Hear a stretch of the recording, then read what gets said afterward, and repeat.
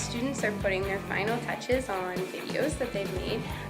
They started off the project about 2 months ago, picking some charities local and far-reaching, like in Nanton and High River, and they are putting the final touches on their project. So it was a video contest that they were working on, looking at a charity organization and finding a way that they can promote awareness or ask people to become involved themselves.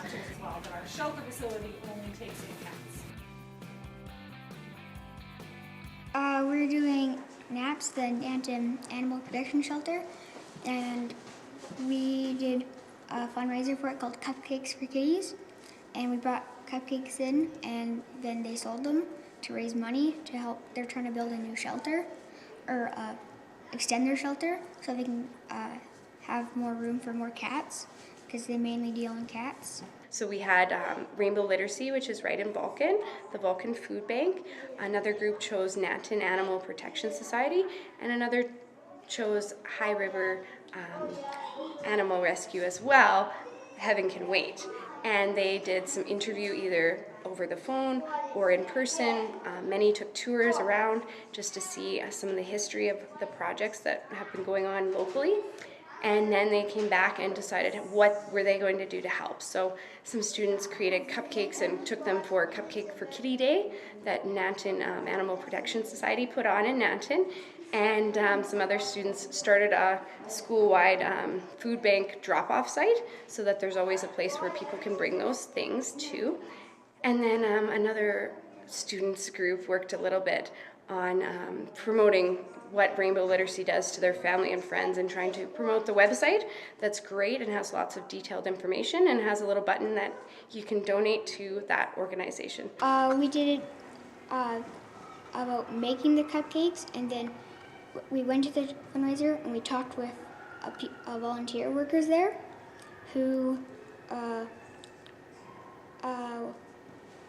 couple of them were long-time people who did it, and we talked about what students and people could do to help, and what they can donate, and how many pets and what kind of pets they bring in. Passion from the students, that's why having the choice of which organization they were interested in, and then choice of how they were going to be involved, whether they would interview or do more of the editing or find music, and they weren't quite comfortable being in front of the camera. There was jobs for everybody, and just allowing that choice, and then lots of practice. We did some practice with computers, just knowing how to use the programs and how to adapt when things go wrong, because with technology that often happens.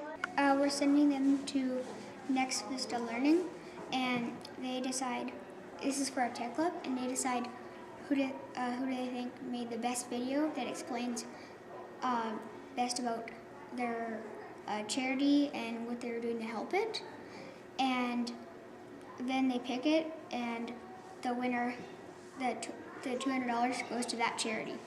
We wrote down a plan, a little plan, and we used this app to edit the video.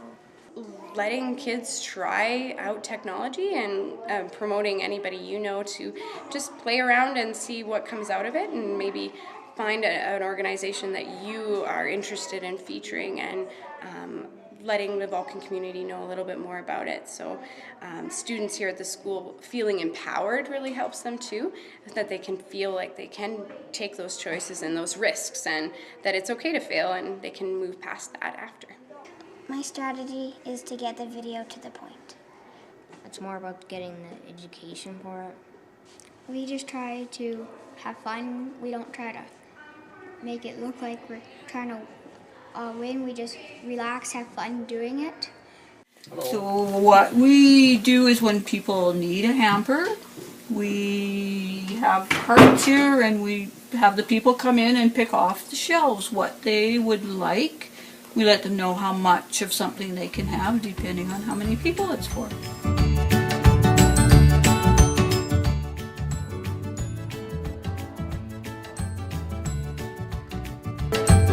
Why do you love to help people so much?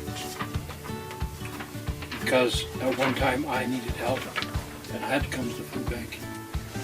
not here, but in another city. So I'm giving back now that I'm retired.